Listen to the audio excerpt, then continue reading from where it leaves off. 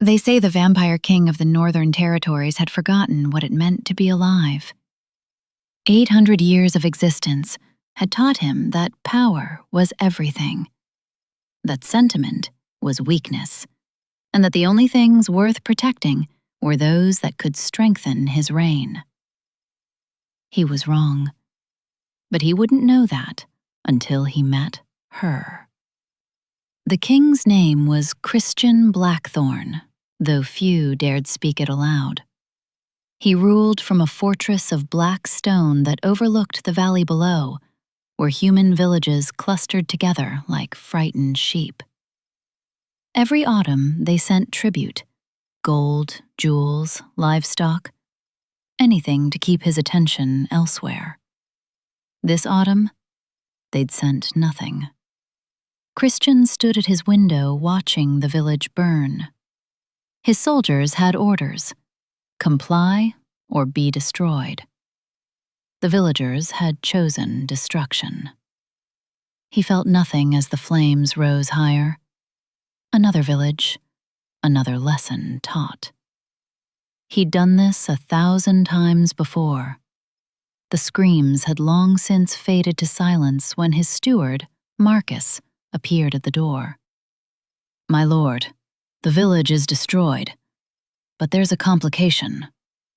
Christian turned from the window, mildly curious. Complications were rare. "What complication?" "A woman. She survived the fire and made it to the Eastern Valley, to the old rose garden on your lands. She's barricaded herself inside the cottage there and refuses to leave." Christian remembered the Eastern Valley vaguely, a worthless plot of land with an abandoned cottage and wild roses. No strategic value. He'd forgotten he even owned it. "Send soldiers. Remove her." "We tried, my lord. She's armed. Killed 2 of our men with a crossbow before they retreated. She says if we come closer, she'll burn the cottage and the garden with her inside it." Now that was interesting. Most humans begged for their lives. This one was threatening to take her own. "Why would she burn herself alive?"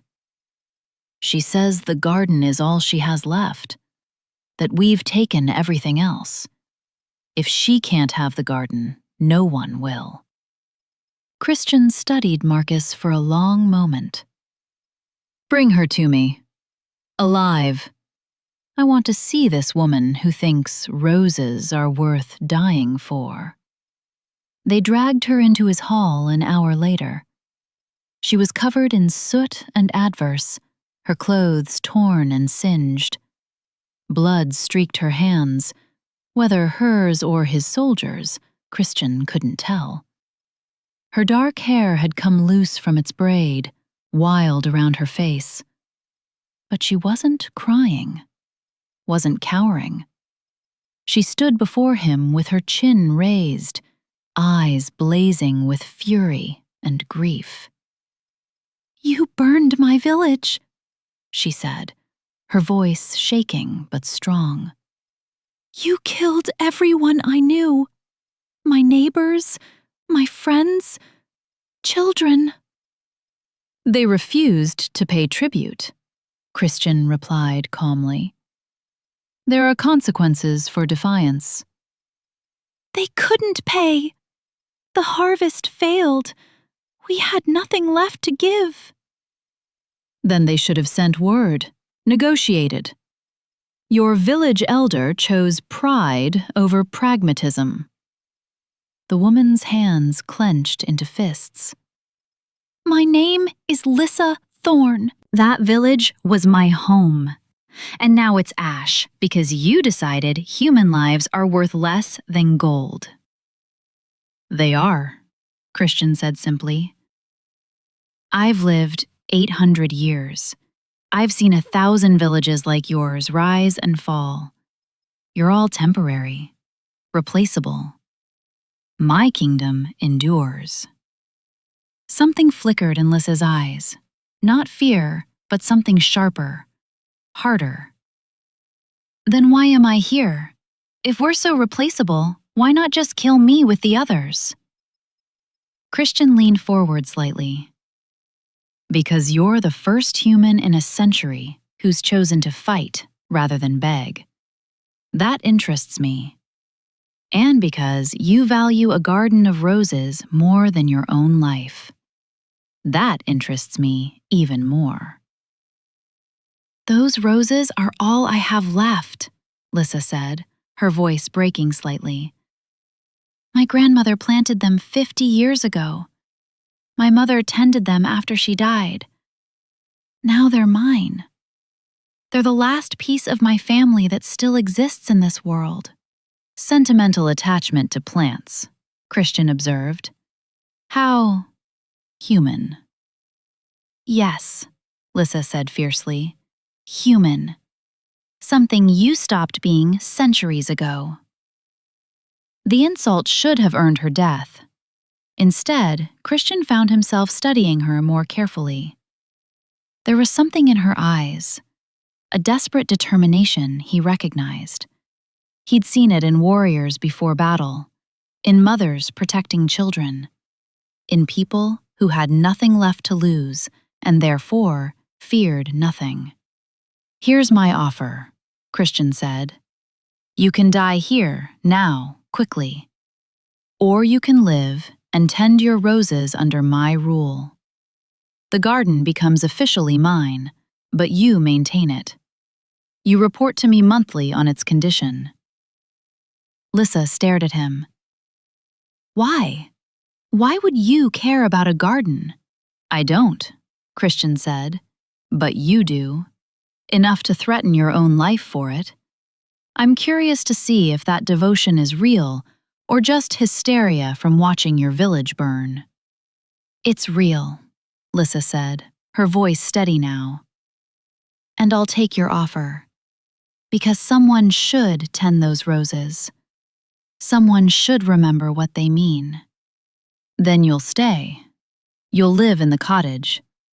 You'll report to me the first Sunday of every month at sunset, and if you try to run or rebel, I'll burn your precious garden to ash. Do you understand? Yes. Say it properly, Christian commanded. Yes, what?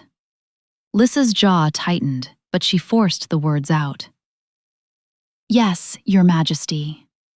Good. Marcus will escort you back. Don't make me regret letting you live. As the guards led her away, Christian watched her go. She didn't look back, didn't thank him for sparing her life.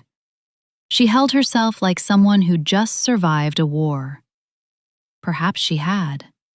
He returned to his window, looking out at the smoldering ruins of her village. The fire was dying now, leaving only ash and skeletal remains of buildings. He felt nothing.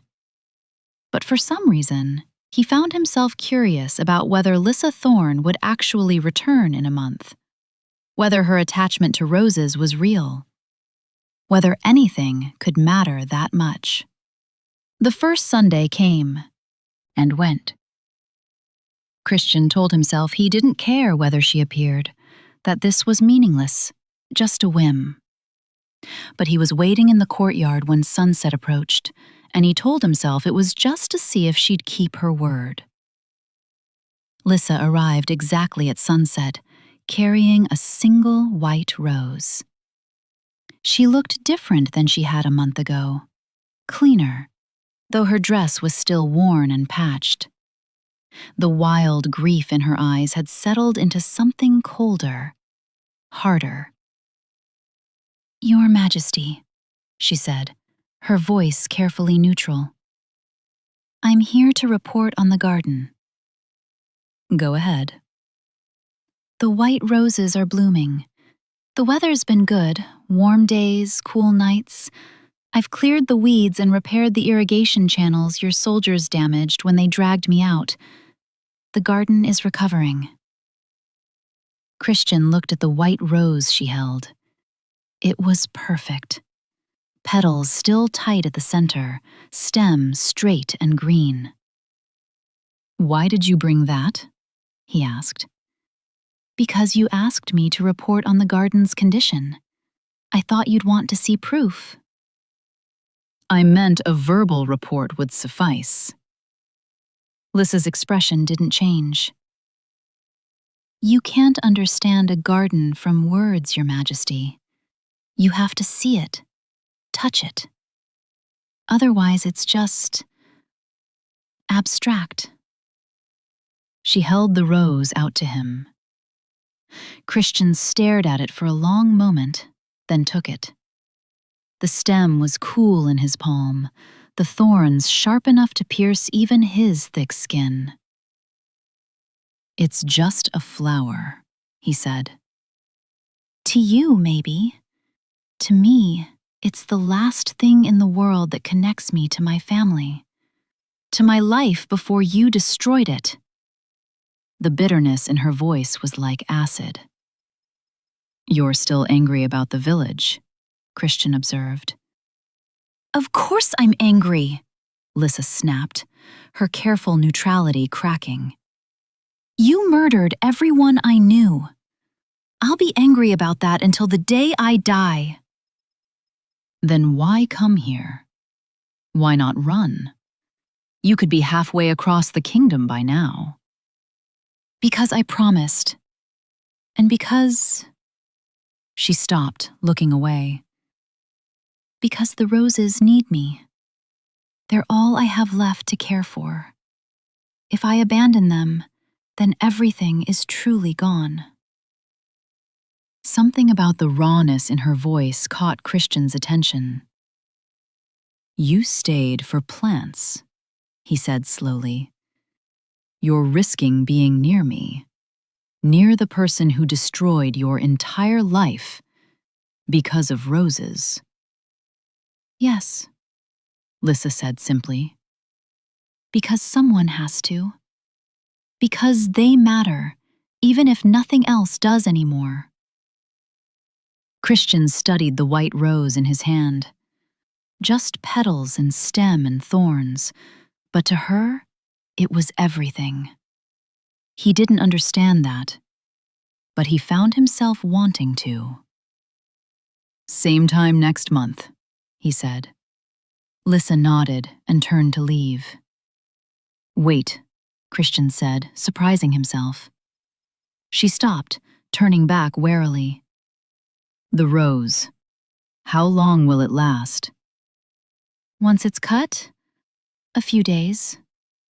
Maybe a week if you keep it in water and out of direct sun. But it will die. That's what flowers do." "Then what's the point?" Lissa's expression softened slightly, though the hardness didn't entirely leave her eyes. "The point is that it's beautiful now. You don't refuse to watch a sunset because it will end, do you?" She left before he could respond. Christian stood alone in his courtyard, holding the white rose as the last light faded from the sky. By morning, he'd placed it in water by his window. He told himself he was just testing her claim about how long it would last. It lasted 5 days before the petals fell. He counted each one. The second month, Lissa brought a red rose. She looked thinner, paler. The cottage probably had limited food stores, and Christian knew he hadn't authorized any provisions for her. He should have anticipated that. Why did it bother him that he hadn't? "The red roses are blooming now," Lissa reported, her voice still carefully neutral. "They're more fragile than the white ones. They need specific soil conditions, the right amount of rain, constant attention." She paused, pressing a hand briefly to her chest, then continued as if nothing had happened. "Sounds like a waste of effort," Christian remarked, but he'd noticed the gesture. "Everything worth having takes effort," Lissa replied. "Easy things have no value." She held out the red rose, and Christian took it. Their fingers brushed briefly, her warmth against his cold. She pulled back quickly, and Christian noticed a slight tremor in her hand. "You're hungry," Christian observed. It wasn't a question. "I'm fine." "You're lying. I can hear your stomach. When did you last eat?" Lissa's jaw tightened. 3 days ago.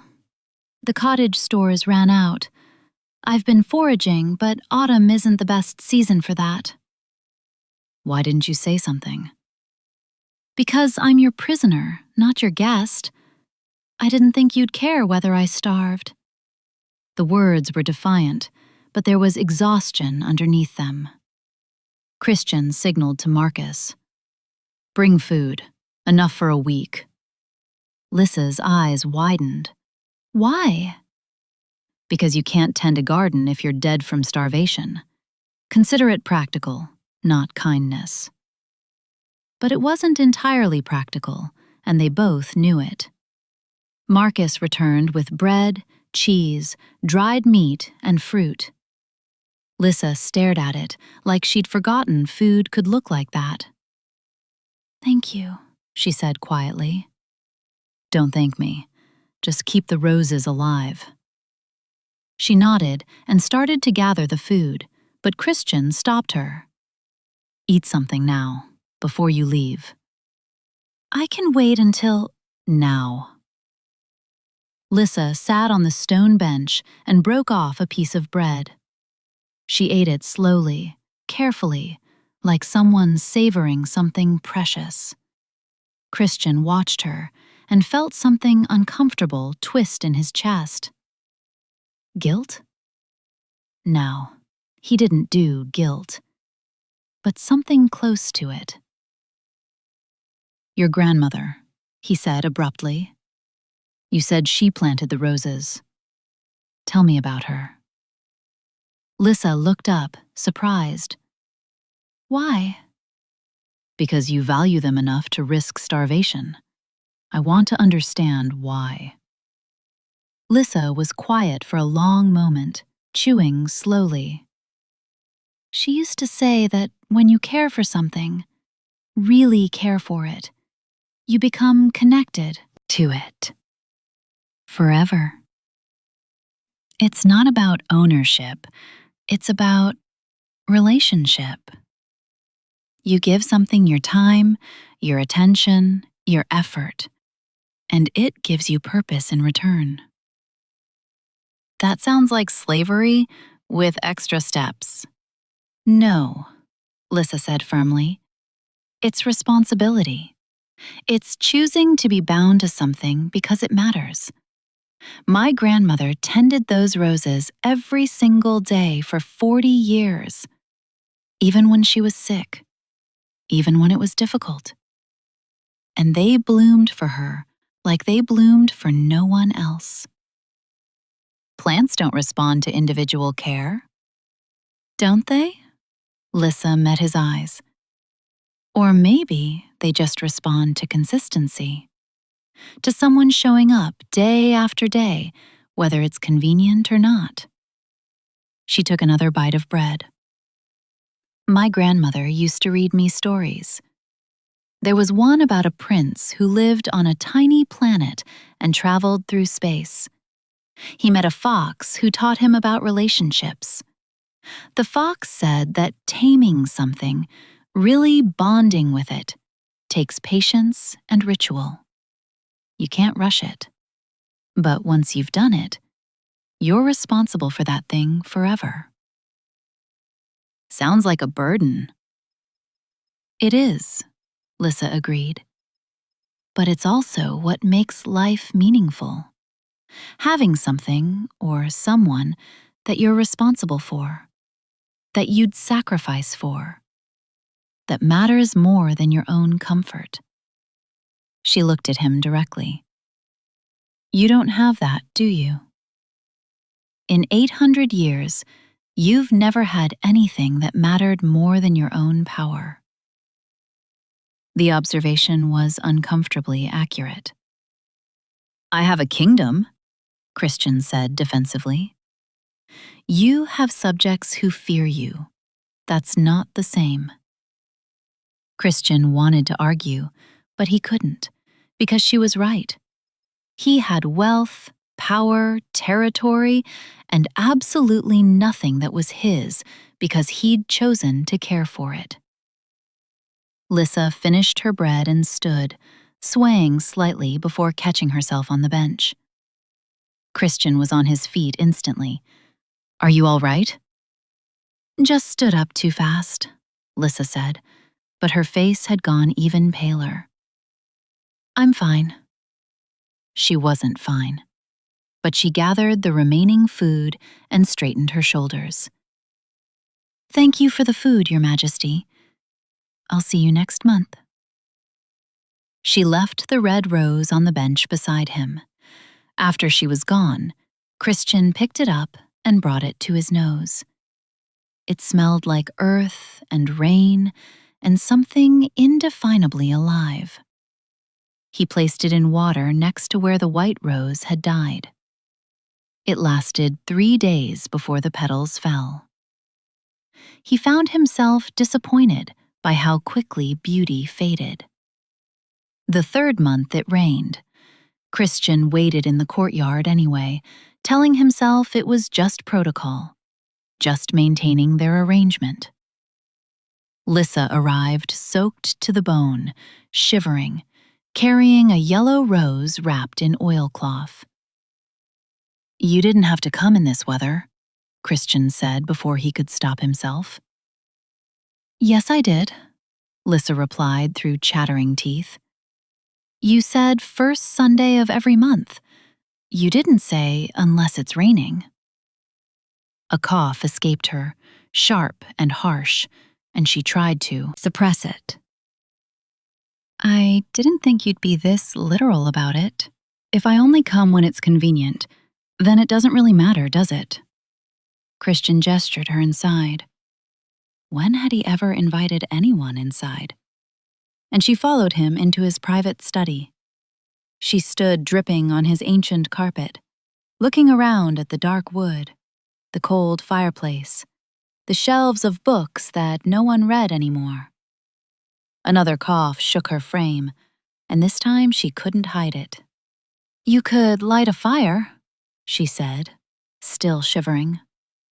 I don't need heat. I do. I'm human, remember? Christian hesitated, then snapped his fingers. Flames erupted in the fireplace for the first time in decades. Lissa moved toward it immediately, holding her hands out to the warmth. Thank you, she said quietly. You'll get sick if you stay wet. There's a blanket in that chest.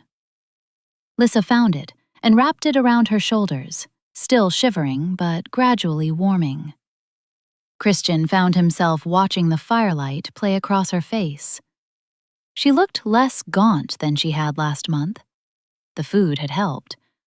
But there was something else, a pallor beneath her skin that hadn't been there before, a brittleness to her movements.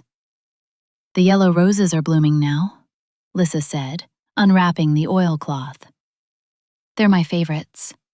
My grandmother planted them near the garden gate.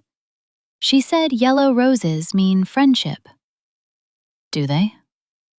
In the old language of flowers, yes. Different colors meant different things. Red for love, white for remembrance, yellow for friendship and joy. Your grandmother believed in that? She believed in symbols, in meaning, in the idea that you could communicate things without words if you knew the right language.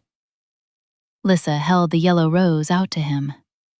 Christian took it, studying the bright petals. Why would she plant friendship at the gate? Because she wanted visitors to feel welcome, to know they were coming to a place where they mattered. Did you have many visitors? Before you burned my village? Lissa's voice went hard. Yes, neighbors, friends, people who'd known my family for generations.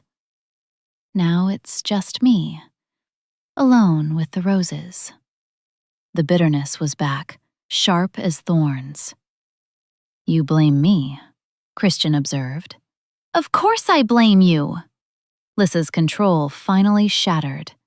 "You killed them, all of them. Old Miriam, who used to bake bread for the whole village. Thomas, who was just learning to be a blacksmith. Little Cora, who was 6 years old and loved butterflies. You burned them alive because they couldn't pay tribute after a failed harvest." She was crying now, tears streaming down her face, and another cough tore through her words. "They were people, not numbers in a ledger.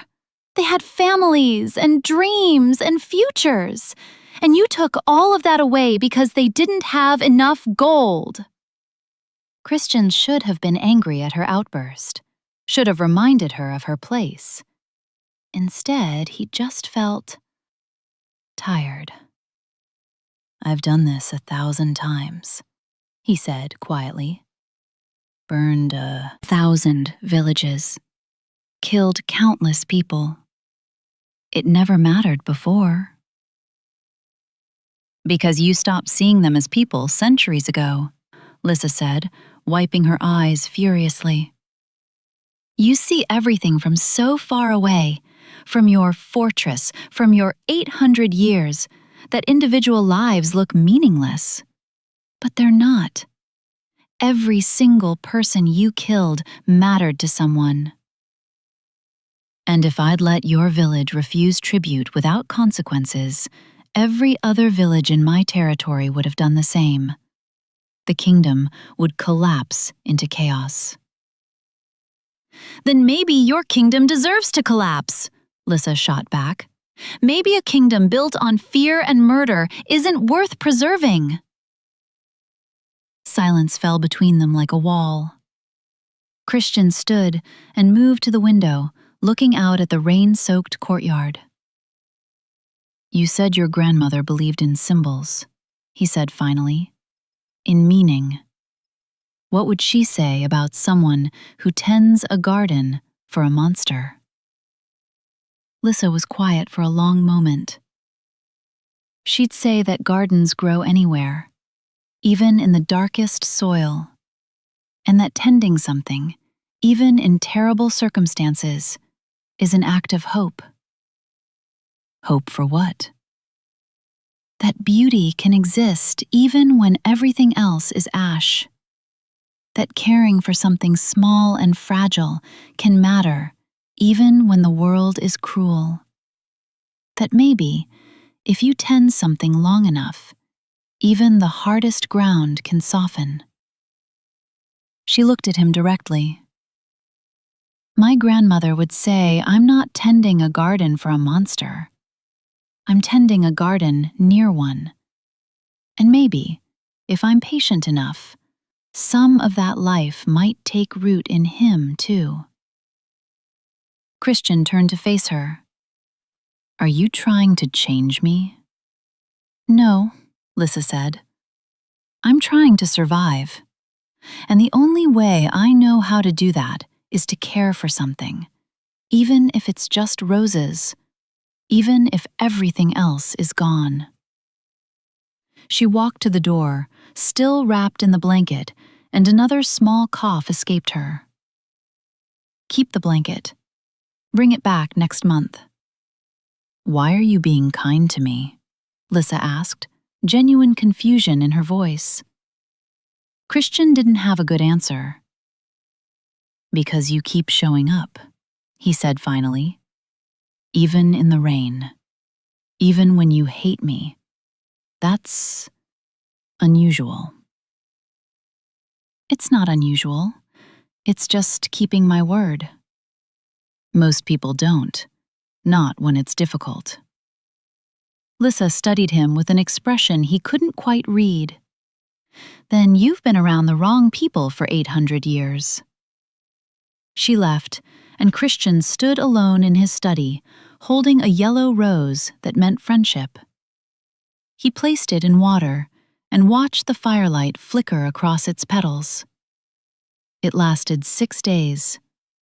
He wondered if that meant anything.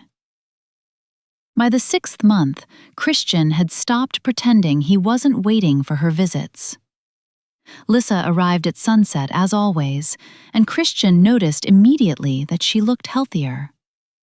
The regular food provisions he'd authorized, without mentioning it to her, had filled out her frame. Her color was better. She moved with more energy. She brought a pink rose this time, but she was limping slightly.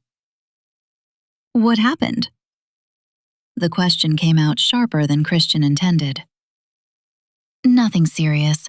Just caught my ankle on a thorn while pruning." "Show me." "Your Majesty, it's really—" "Show me." Lissa sighed and sat on the stone bench, pulling up the hem of her dress to reveal her ankle. The wound was shallow but angry-looking, streaked with dirt. "It could get infected," Christian said, and heard something like worry in his voice. When had that happened? "I'll clean it when I get back to the cottage." "Clean it now." He summoned Marcus, who brought water and clean cloth. Then Christian did something he hadn't done in centuries. He knelt before a human and tended a wound. His hands were steady, careful. The vulnerability of the position struck him, kneeling before someone he could kill with barely a thought. But he didn't want to kill her. He wanted to heal her. "You don't have to do this," Lissa said softly. "Your grandmother's lesson," Christian said without looking up. "You become responsible forever for what you've tamed." Lissa went very still. "Have you tamed me, Your Majesty?" Christian finished binding her ankle before he answered. When he looked up at her, something had shifted between them. Some invisible boundary had been crossed. "I think," he said carefully, "we may have tamed each other." Lissa reached down and touched his face, his cold, dead face, with her warm, living hand. Christian had been touched by hundreds of people over the centuries, in violence, in fear, in desperate attempts at persuasion. This was different. This was gentle, curious, without agenda. "You feel different than you did 6 months ago," Lissa said quietly. "When you killed my village, you looked at me like I was nothing, an insect. Now you look at me like I matter." "You do matter," Christian admitted, and the words felt like confession. "Why? What changed?" "You kept coming back, month after month, even when you hated me, even when it would have been easier to run. You showed up because you'd given your word, because the roses needed you." He paused. "No one has shown me that kind of consistency in 800 years. "That's sad," Lissa said, but there was compassion in it rather than mockery. "It's lonely," Christian corrected. "I've been lonely for centuries and didn't realize it until you started teaching me what context looks like." Lissa's hand was still on his face, her thumb brushing his cheekbone. "You destroyed my entire life," she said. "Everyone I loved, everything I had. I should hate you forever." "But you don't," Christian said, not a question. "No," Lissa admitted. "I thought I would. I thought I'd come here month after month and the hate would sustain me. But occasions—" She trailed off. "Instead?" "Instead, you kept surprising me, The food, the blanket, the questions about my grandmother, small kindnesses that didn't fit with the monster who burned my village. And I started wondering if maybe there was something underneath all that cruelty. Something that had just been buried for centuries. Christian covered her hand with his own. I don't know if there is, he said honestly. I don't know if I'm capable of being anything other than what I've been for 800 years. Then let's find out, Lissa said, and she leaned down and kissed him. It was soft, tentative, a question rather than a declaration. Christian responded instinctively, rising from his knees to meet her properly, pulling her closer.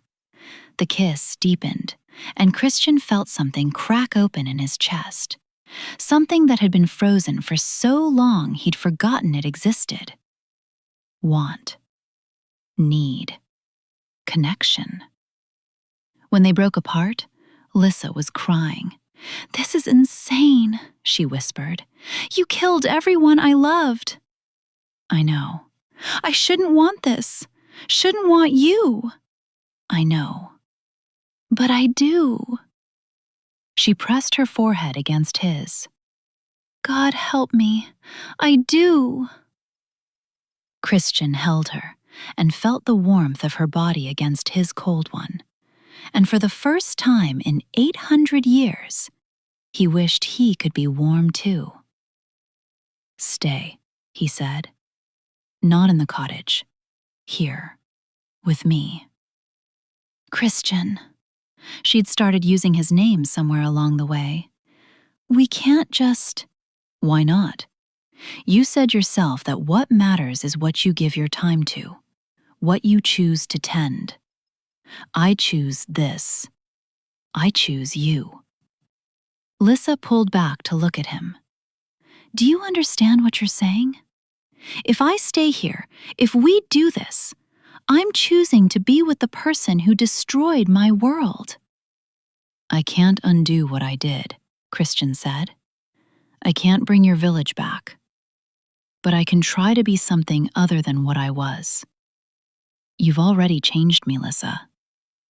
These past 6 months, you've taught me to see again, to notice, to care. That's not enough to erase what you did." "No," Christian agreed. "Nothing is. But maybe it's enough to start building something new." Lissa searched his face for a long moment. "If I stay," she said finally, "I'm not giving up my anger. I'm not forgiving you for what you did. That's not something I can just set aside." "I don't expect you to." "And I keep tending the garden. That's non-negotiable." "Of course." "And if you ever do something like that again, if you ever burn another village or kill innocent people, I'm gone, no matter what I feel for you." "Agreed." Lissa took a shaky breath. "Then I'll stay. God help us both. I'll stay."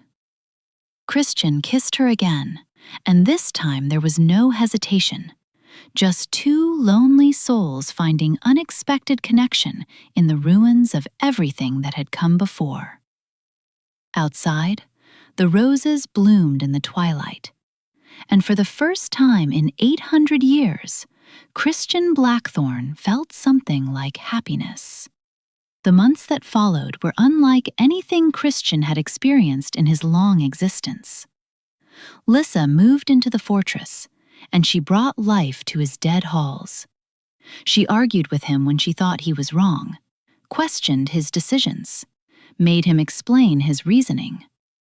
She planted roses in the courtyard, opened windows that had been shuttered for decades, insisted on music during meals.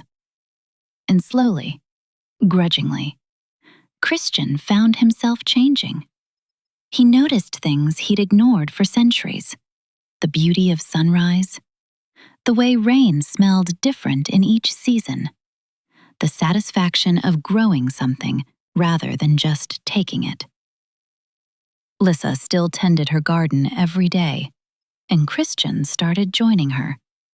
At first, just watching, then eventually helping, learning the difference between weeds and seedlings, understanding how much water each plant needed, developing patience for things that grew slowly.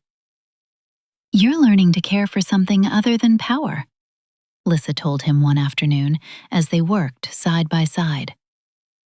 "Do you know how significant that is?" "It's just gardening," Christian said. But he knew it was more than that. It's not just gardening. It's choosing to be responsible for something fragile and temporary. It's accepting that these roses won't last forever, but tending them anyway. She looked at him seriously. "You're learning to be human again, Christian, even though you're not." "Is that what this is?" he asked, gesturing at the garden, at them, at everything they'd built together. "Yes," Lissa said, "and I'm proud of you for it." Christian had conquered kingdoms and amassed empires, and no praise had ever meant as much as those simple words from her. But he'd begun to notice things that worried him. The cough that had started months ago hadn't gone away. If anything, it had gotten worse. Lissa tried to hide it, but he heard it. At night, in the morning, sometimes even during their work in the garden. She tired more easily now. Some days she could barely make it through an afternoon of gardening without needing to rest. And there were moments when she pressed her hand to her chest, her face going pale, as if something hurt deep inside. One evening, as they sat together watching the sunset, Lissa started coughing, deep, racking coughs that shook her entire frame. Christian pulled her close, feeling helpless as her body convulsed. When the fit finally passed, she was exhausted, leaning heavily against him. "That's getting worse," Christian said quietly. "It's nothing, just a persistent cold." "It's not nothing, Lissa. You've had this for months now." "I'm fine." "You're not fine." His voice was sharper than intended. "And I think you know that." Lissa was quiet for a long moment, staring out at the roses bathed in evening light. "I know," she finally admitted, her voice small. "I've known for a while." Fear, cold and sharp, cut through Christian's chest. "How long have you been feeling like this?" "Since before I came here. Since before you burned the village, even.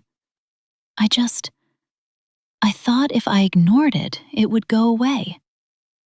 "We're seeing a physician," Christian said immediately. "Tomorrow." "Christian?" "Tomorrow, Lissa. No arguments." She nodded weakly, another small cough escaping her.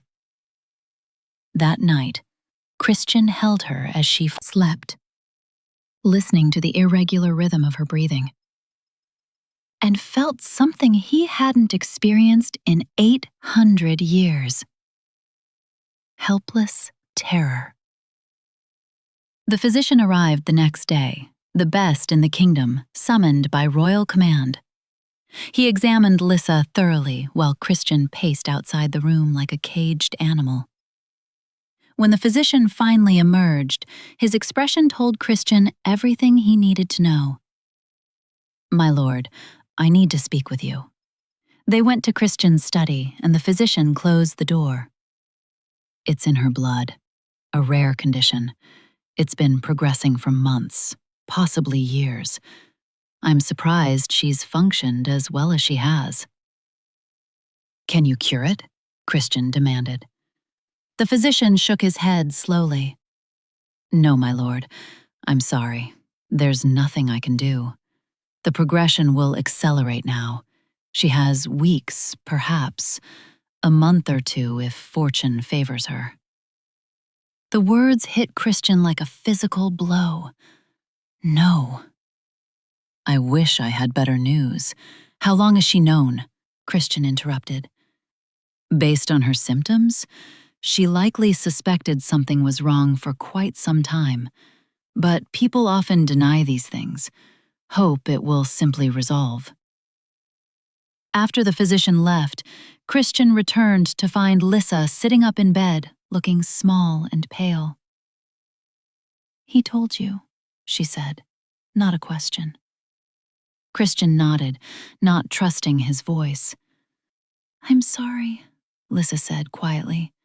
"I should have told you sooner, but I hoped." "How long have you suspected?" "Since before the village burned. I'd been feeling tired, short of breath. The cough started, but there was so much else happening. The failed harvest, the worry about tribute. I pushed it aside." She looked down at her hands. "And then after everyone died, and all I had left was the garden, I couldn't face this too. So I pretended it wasn't happening." Christian sat beside her and took her hand. "I can save you," he said. "One bite. You'll survive this. We'll have time." But even as he said it, he saw the answer in her eyes. "We've talked about this," Lissa said gently. "That was theoretical. This is real." "It was always real, Christian. I'm human. This is what happens to humans. We don't last forever." "You could," Christian insisted desperately. "You could last forever if you just let me—" "And become what?" Lissa interrupted. "Someone who lives so long that individual moments stop meaning anything? Someone who sees people as temporary and replaceable? Someone who forgets what it means to be human?" "You wouldn't be like that." "How do you know?" Lissa challenged gently. "You became what you are because you stopped caring centuries ago. What if the same thing happens to me? What if eternity slowly sands away everything that makes me, me?" Christian wanted to argue, wanted to promise her it would be different, but he couldn't, because deep down, he knew she was right. What made Lissa precious wasn't just her kindness or her wisdom or her fierce spirit. It was her humanity, her mortality. The fact that every moment with her was finite, unrepeatable, borrowed against time's inevitable claim. "I can't lose you," he said, his voice breaking. "I only just found you." "You won't lose me," Lissa promised, touching his face. "Not really. I've changed you, tamed you, made you see what matters. You can't undo that, Christian. Even after I'm gone, you'll still carry what we had, what we built together." She pulled him close, and he held her like she might disappear if he let go. "I finally learned how to feel," Christian whispered. "And now I have to learn how to grieve. It's cruel." "It's love," Lissa said softly. "Real love. The kind that accepts loss, because the alternative is never having anything worth losing." They held each other as the light faded, and Christian understood, finally, truly understood, what Lissa had been trying to teach him about her roses all along. Beautiful things don't last forever, and that's what makes them beautiful. Over the following weeks, Lissa grew weaker. The coughing fits became more frequent, more violent. Some days she couldn't leave the bed. Other days she insisted on going to the garden, even if Christian had to carry her there. "I want to see them," she'd say, looking at her roses with such love it broke his heart. "Just once more." but once more was never enough. Christian brought her roses every day, white and red and yellow and pink. He arranged them around her room until it looked like a garden itself. "You're speaking to me in flowers," Lissa observed one afternoon, her voice weak. "You said your grandmother believed in that language. I wanted to learn it." "What are you saying?" "That I love you, that you matter, that knowing you has been the most meaningful thing in my entire existence." Lissa's eyes filled with tears. "I love you too, even though I shouldn't. Even though you destroyed my world." "I'd give anything to undo that," Christian said fiercely. "I'd burn my entire kingdom to bring your village back if I could." "I know, and that's what makes this bearable. You're not the same person who gave that order anymore. You've changed. You've learned to see, to care, to be alive even though you're not living." She reached for his hand. "Promise me something." "Anything." "Promise me you won't go back to what you were after I'm gone. Promise you'll keep tending things, keep caring, keep being human even though you're not." "I promise." "And promise me you won't turn me," Lissa said, her voice firm despite its weakness. "No matter how much you want to. Let me go naturally. Let me die as myself." That was the promise Christian couldn't make. His fangs were already extended, his every instinct screaming at him to save her, to keep her, to refuse this loss. "Lissa." "Promise me," she insisted. "If you truly understand what I taught you, you know why you can't. I'm precious to you because I'm temporary, because I'm human, because every moment we've had has been borrowed and finite and irreplaceable." Every word was agony. "I don't care about understanding," Christian choked out. "I care about keeping you." "But keeping me means destroying what you love about me," Lissa said gently. "The roses are beautiful because they bloom and fade. My humanity, my mortality, that's what made every moment with me matter. If you turn me to keep me, you lose me anyway."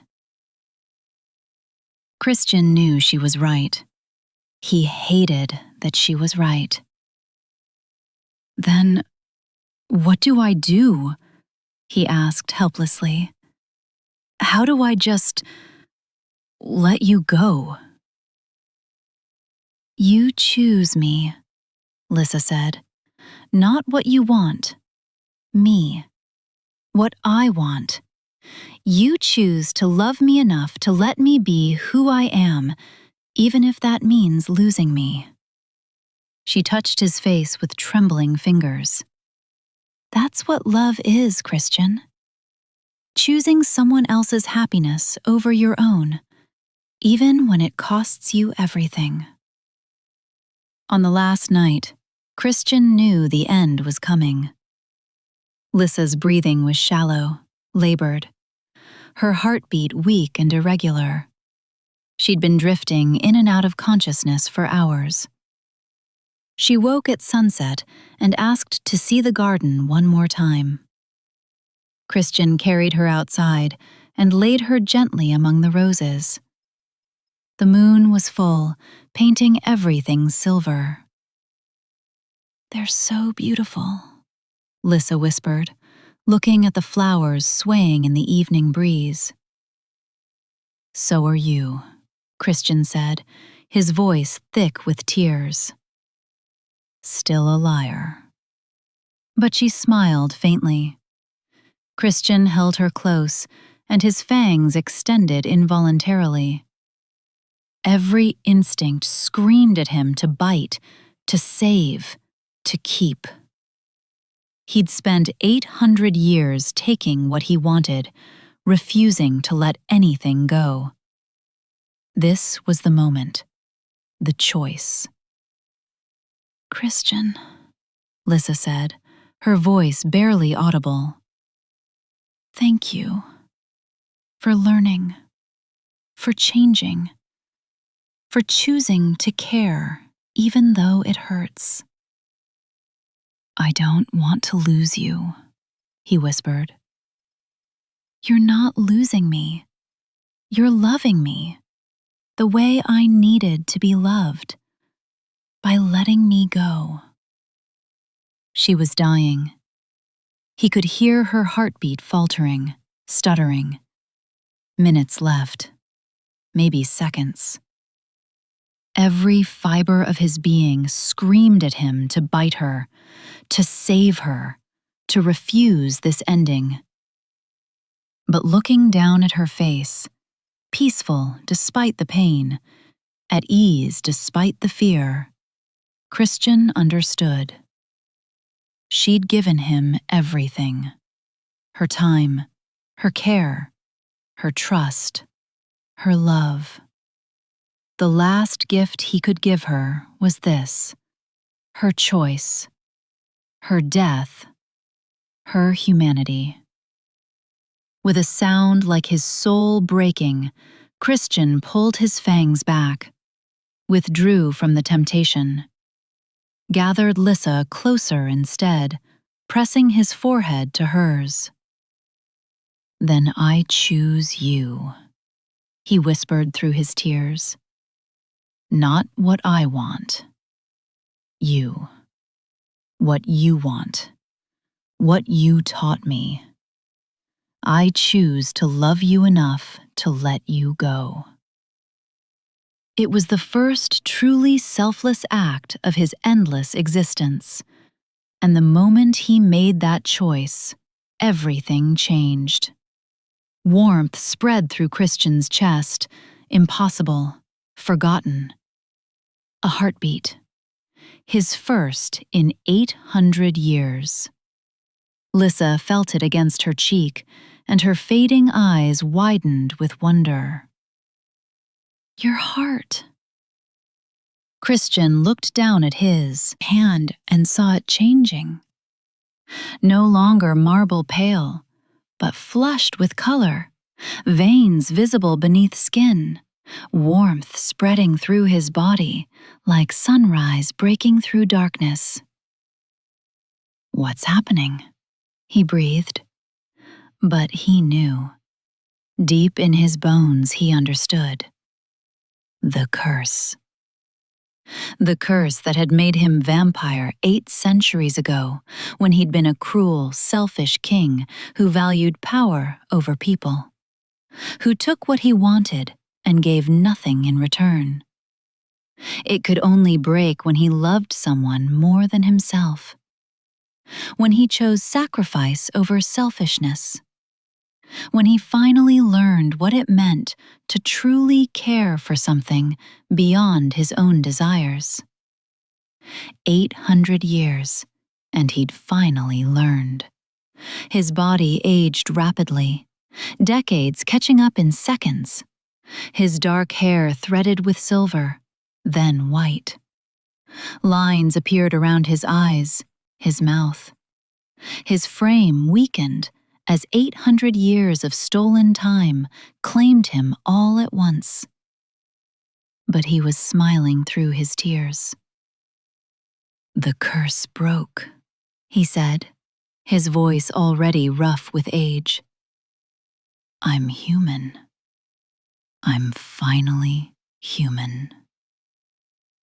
"Christian," Lissa breathed, and there was joy in her fading voice, wonder and triumph. He was aging fast, 40, 50, 60, 70. His hair snow white now, his face deeply lined, his hands trembling with the weight of years. But his heart was beating, really, truly beating. "We get to go together," Lissa whispered. And despite everything, despite the pain and the loss and the grief, there was peace in it, rightness.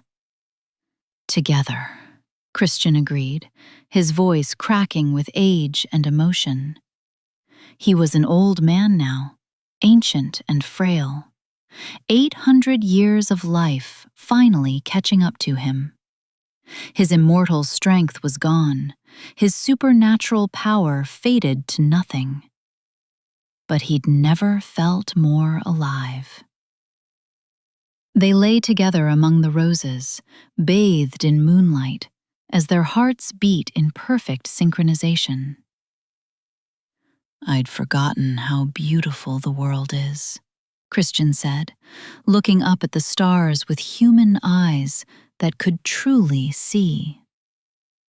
"When you're immortal, you stop seeing, stop noticing. It here just blurs together into meaningless eternity." "That's what I wanted you to remember," Lissa said softly. "That beautiful things don't last forever. And that's exactly what makes them beautiful. That's what makes them matter." Their hearts were slowing now, both fading like roses at summer's end, falling into rhythm with each other and with the natural world around them. "I see them now," Christian whispered, his voice growing faint. "Your roses, yours. Not those looking at them, but seeing what they mean, understanding what you gave them." "What did I give them?" "Time, care, yourself, your humanity. That's what made them such. Not because they were unique or perfect, but because they were yours. Because you chose to be responsible for them." "And you're mine," Lissa said. "My king who learned to be human again. My monster who learned to love." "Your man," Christian corrected gently, "who learned to truly live." They smiled at each other in the moonlight, two souls finally finding rest after such different journeys. One who'd lived too long without meaning, one who'd lived too briefly, but filled with it. "It is only with the heart that one can see rightly," Lissa breathed, her voice fading like morning mist. "What is essential," Christian continued, his own voice weakening, "is invisible to the eye." They finished together.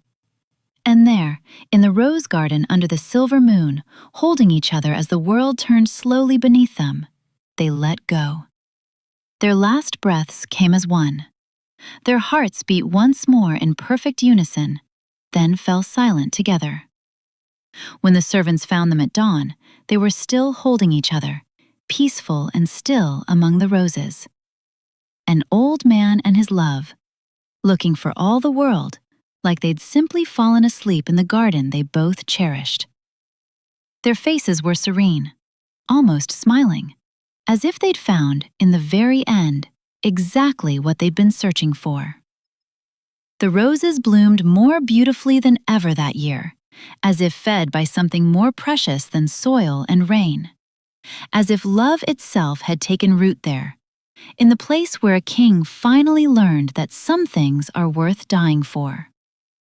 And in letting go, he'd finally learned to truly live. Years later, travelers would speak of the rose garden in the Northern Territories. Not haunted, they'd say carefully, but touched by something. Something that made you stop and notice beauty. Made you want to sit on the stone bench and stay a while. Made you remember people you'd loved and lost and feel grateful for having known them at all. The roses there bloomed in impossible profusion, white and red and yellow and pink, rioting across the valley like wildfire contained only by their own beauty. And if you sat very still on summer evenings, the travelers claimed, You could almost hear voices on the wind. One teaching, one learning, both laughing. The garden had no gardener anymore, but the roses thrived anyway, as if tended by invisible hands. As if love had taught them to grow on their own. As if they remembered being tamed and chose to honor that memory by continuing to bloom. And perhaps, in their own way, they did. Because what is essential is invisible to the eye. And love, once given freely, never truly dies. It just transforms into something that lasts forever. Like roses that bloom eternal in the hearts of those who learned to truly see them. Like two souls who found each other in darkness and chose, despite everything, to create light. Like a king who learned, in his very last moments, what it meant to be alive.